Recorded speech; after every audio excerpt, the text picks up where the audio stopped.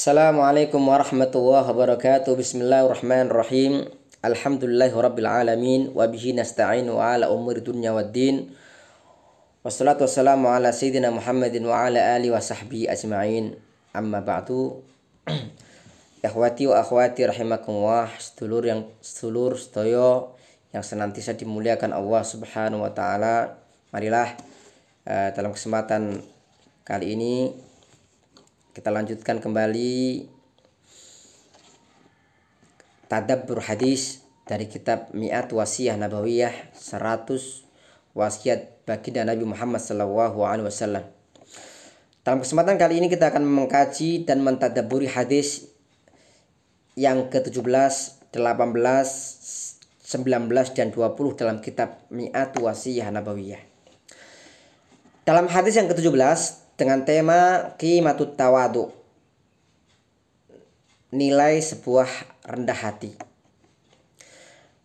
An Ayyad bin Himar radhiyallahu anhu qala qala Rasulullah sallallahu alaihi wasallam, inna Allaha auha ilayya an tawada'u hatta la yafkhar ahadun ala ahadin wa la yabi ahadun ala ahadin.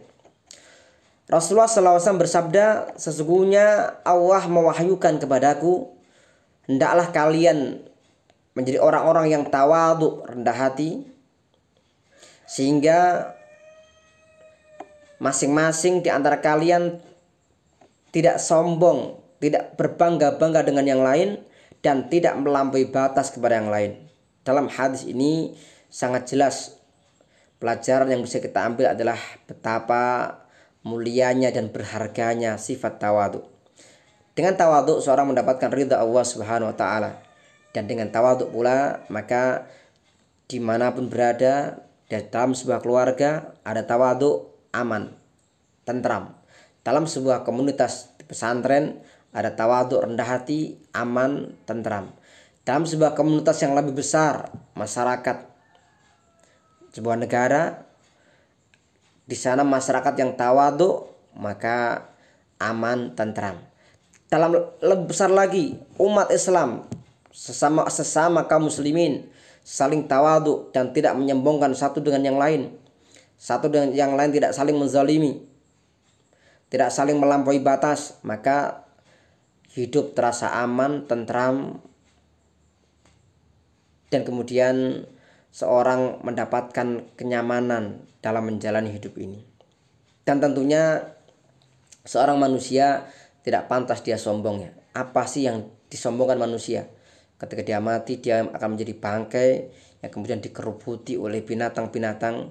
Ketika dia mati, kemudian mayatnya akan habis dimakan, akan dimakan binatang-binatang, ya.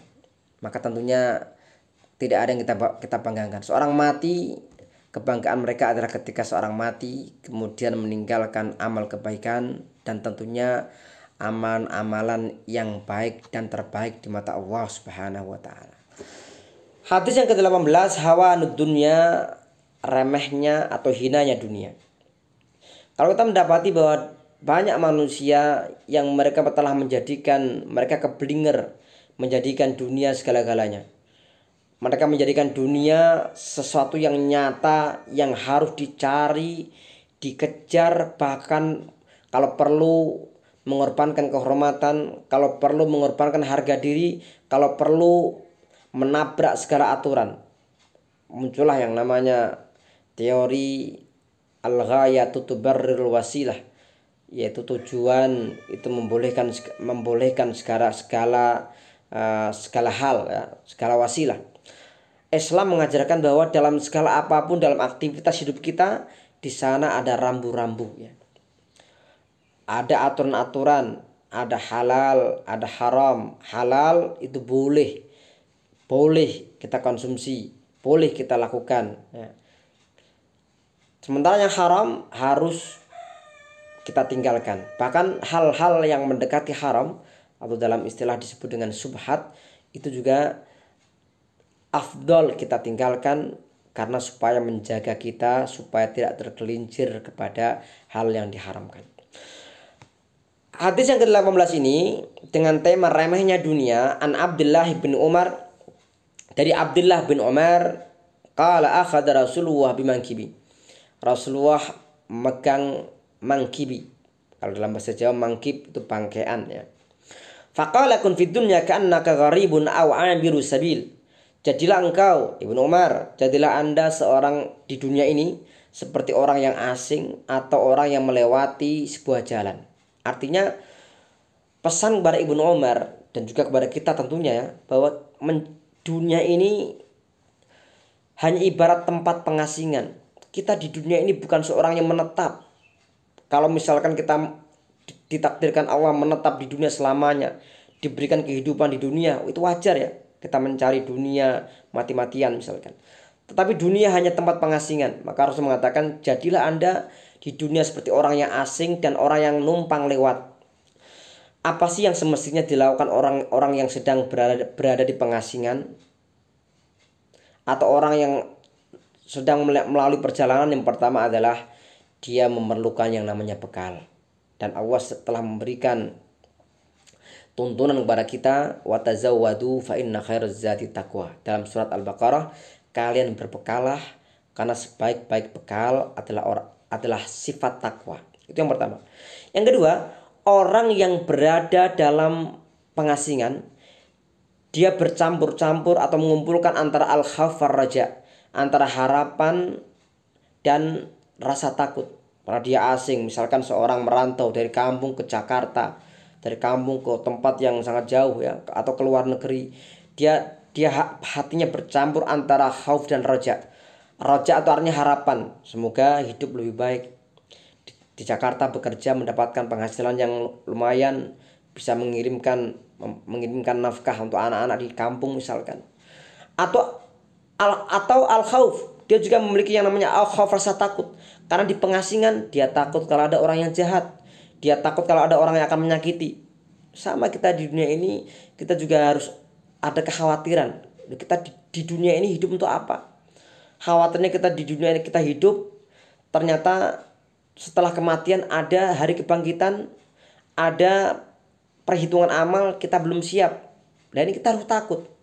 Jangan-jangan yang kita lakukan sekarang ini kemudian hilang dan tidak berarti di mata Allah Subhanahu wa taala. Maka mari ya, kita senantiasa berharap pada Allah Subhanahu wa taala sebagaimana yang dilakukan oleh para salafun saleh ya. Mereka selalu memohon kepada Allah supaya amal-amal yang mereka lakukan diterima Allah. Tidak ada kebahagiaannya yang pantas dirasakan seorang mukmin kecuali ketika seorang mukmin dia mendapatkan ridha Allah Subhanahu wa taala. Maka dalam surat At-Taubah Allah mengatakan berkalam waridwanum minallahi akbar, dan ridha Allah itu akbar, sangatlah besar. Artinya ridha Allah itu adalah tujuan kita ya. Kita beramal karena Allah.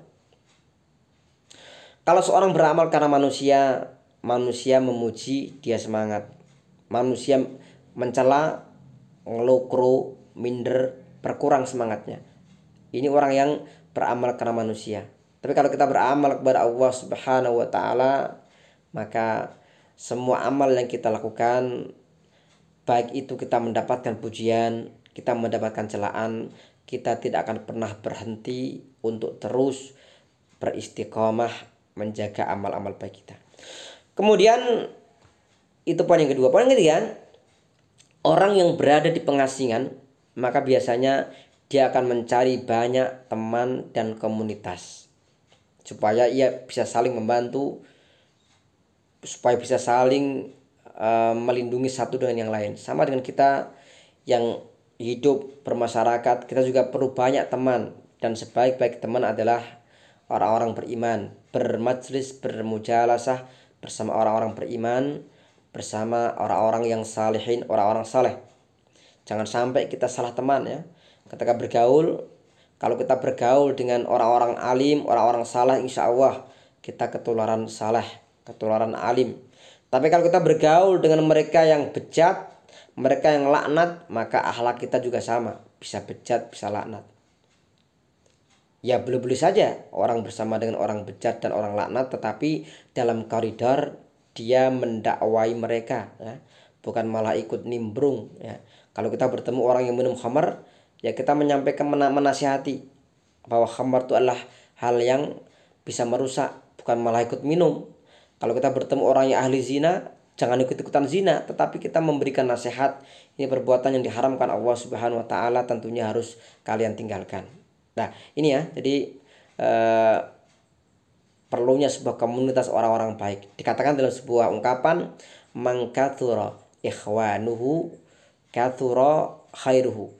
Barang siapa yang banyak memiliki teman, maka banyaklah kebaikan. Kebaikan, keberkahan akan didapatkan mereka yang memiliki banyak saudara, teman, tempat kita untuk saling bersilaturahim, mengunjungi satu dengan yang lain. Kemudian wakana Ibnu Umar yaqul, Ibnu Umar mengatakan, ini tambahan dari ungkapan Ibnu Umar, idza amsaita fala tantadhiri sabah. Jika Anda masuk waktu sore, Anda jangan menunggu pagi. Artinya apa? Jangan terbiasa menunda amal yang semestinya bisa Anda lakukan saat ini. Kalau sekarang sore, jangan ditunda. Kalau sekarang pagi bisa kita lakukan, jangan kita tunda besok. Sama dengan seperti taubat. Jangan menunda taubat. Ketika kita sore melakukan dosa, segera bertaubat. Jangan mengatakan, ini masih sore, masih mau dosa lagi lah, besok pagi mau taubat. Siapa yang bisa menjamin umur kita sampai besok pagi? Hari ini masih pagi misalkan, kita mengatakan, ini saya melakukan dosa ini, gak apalah nanti saya tobat nanti sore. Siapa yang bisa menjamin umur kita sampai nanti sore? Artinya jangan menunda kebaikan ya, waktu sore ke pagi. Wa idza asbahta fala tantadhil masa. Jika Anda masuk waktu pagi, janganlah menunggu waktu sore. Wa khudh min sihhatika limaradik. Ambillah dari sehatmu untuk sakitmu. Artinya ketika kita mendapatkan sehat, manfaatkanlah sebelum datangnya waktu kita sakit ya. Wa min hayatika limautik. Hidupmu ambillah untuk kematianmu. Hidup ini potensinya kita ambil. Potensi dalam kehidupan ini yang itu bisa menjadi bekal kita untuk kematian kita. Para sedulur-sedulur, sedulur semua, ikhwati akhwati rahimakumullah. Kita lanjutkan untuk hadis yang ke-19 dengan tema barakatus sedekah, keberkahan sedekah. An Abi Hurairah radhiyallahu anhu qala qala Rasulullah sallallahu alaihi wasallam, ma naqasat malun min sedekah wa ma zadahu 'abdan mi'afwin illa 'azza wa ma tawadda'a ahadun lillahi illa rafa'ahu. Rawahu Muslim. Rasul mengatakan, Rasul bersabda, tidaklah harta itu berkurang karena sedekah. Jadi sedekah itu ketika diberikan itu tidak mengurangi jumlah sedekah yang kita keluarkan. Contohnya ya, ketika seorang punya uang 100.000 atau 10.000 diberikan ke orang lain, disedekahkan, itu nggak berkurang. Contohnya ada uang 100.000 diberikan ke fakir miskin, kemudian itu dari uang total dia 200.000.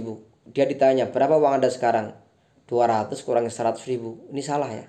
Karena sebenarnya meskipun secara matematika 200.000 kurangi 100.000 sama dengan 100.000, tetapi apa yang dia keluarkan sebenarnya di mata Allah itu memiliki nilai yang besar. Ya tentunya dengan keikhlasan dan seorang memberi karena Allah, dan juga tidak melakukan yang namanya alman wal ada, mengungkit-ungkit atau menyakiti orang yang diberi.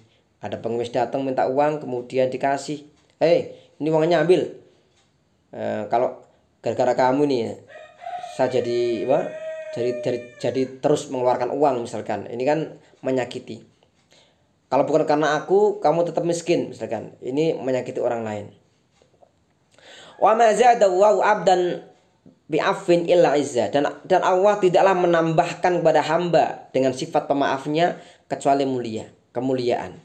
Ketika seorang manusia, seorang hamba, seorang mukmin, dia memberikan maaf kepada saudaranya yang lain, maka di mata Allah dia mendapatkan izzah kemuliaan.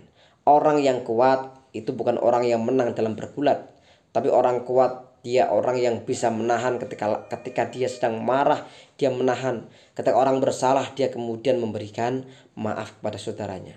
Itu yang berat ya. Dan Rasulullah SAW telah memberikan contoh ketika Fathu Makkah, penaklukan kota Makkah, beliau mengatakan kepada orang-orang Makkah, idhabu fa antumut tulaqa. Kalian semuanya pergilah, kalian orang-orang yang bebas. Aku tidak akan membalas dendam kepada kalian. Ini akhlak Rasulullah Shallallahu Alaihi Wasallam, akhlak toleran, akhlak santun, akhlak lembut yang semestinya kita semua sebagai umat Rasulullah harus menirunya. Ya. Wa ma tawadhu ahadun lillahi illa rafa'ahu. Dan tidaklah seorang bertawadhu atau rendah hati karena Allah kecuali Allah akan meninggikan derajatnya. Jadi orang yang rendah hati itu justru di mata Allah itu orang yang tinggi. Dan sebaliknya, orang yang sombong meskipun dia di kalangan manusia dianggap orang yang paling kaya, paling hebat, paling pintar, tapi sombong, maka di mata Allah dia seorang yang dianggap orang yang hina, orang yang rendah diri di hadapan Allah. Yang terakhir hadis yang ke-20, fadlul infak fi sabilillah, keutamaan infak di jalan Allah Subhanahu wa taala. An Abi Hurairah radhiyallahu anhu qala Rasulullah sallallahu alaihi wasallam, ma min yaumin yusbihul ibadu fihi illa malakani yanzilani fayaqulu ahaduhuma Allahumma a'ti munfikan khalafa wa yaqulu akhar Allahumma a'ti mumsikan talafa. Tidaklah seorang hamba itu mereka di waktu pagi hari, ya, kecuali dua malaikat itu turun dari langit dan salah satu berdoa dan mendoakan Allahumma ati munfikan khalafa, ya Allah berikan kepada orang yang berinfak berikanlah ganti. Sementara yang satunya mengatakan wa yaqul akhar Allahumma ati mumsikan talafa, ya Allah berikanlah kepada orang yang mumsikan, menahan, tidak mau bersedekah berinfak, berikanlah kerusakan dan kebinasaan. Hadis ini sangat jelas bahwa betapa para malaikat mereka cinta orang-orang yang berinfak dan mereka benci orang yang tidak mau bersedekah, sampai mereka mendoakan, salah satu mengatakan berikanlah ganti ya Allah kepada orang yang berinfak. Yang satu mengatakan ya Allah orang yang gak mau bersedekah padahal dia mampu dan dia kaya, berikanlah kehancuran, kebinasaan, ketidakberkahan dalam hartanya. Demikian, semoga Allah Subhanahu wa taala memberikan kita semangat, wabil khusus yang kita saat ini berada di bulan Ramadan, kita diberikan semangat untuk berbagi dengan saudara kita sesuai dengan kemampuan kita, bersedekah yang kita mampu. Insya Allah semua yang kita sedekahkan, kita infakkan itu ada keberkahan dan ada ganti, ada pahala, ada balasan dari Allah Subhanahu wa taala. Jazakumullah khairan katsira. Mohon maaf jika banyak kekurangan, salah kata. Aku qouli hada astaghfirullah li wa lakum. Wassalamualaikum warahmatullahi wabarakatuh.